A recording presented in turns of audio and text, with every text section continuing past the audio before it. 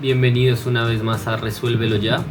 En el día de hoy les voy a enseñar cómo quitar el aviso de conectado por última vez en tu WhatsApp. Lo primero que tienes que hacer va a ser ingresar a tu aplicación de WhatsApp.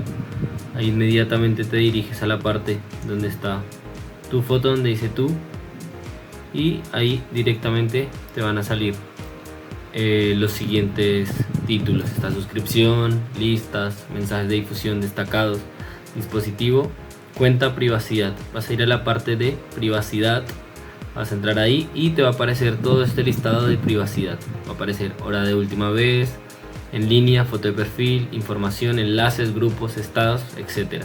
Bueno, vamos a pasar a darle al primer botón donde dice hora de última vez y en línea.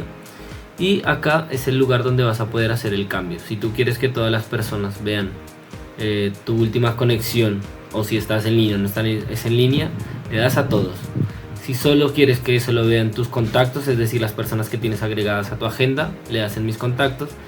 Y incluso puedes ir más allá y poner mis contactos excepto algunos. O sea, puedes dejar algunas personas fuera de este listado para que te vean o no te vean tu última conexión o tu estado en línea.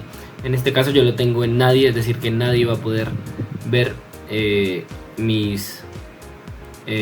última hora de conexión, o si estoy en línea o no estoy en línea. Si lo quieres cambiar, únicamente le das clic en todos o en cualquiera de los que quieras. Yo lo voy a dejar en nadie y ya inmediatamente queda listo, y lo único que tienes que hacer es salir de la aplicación.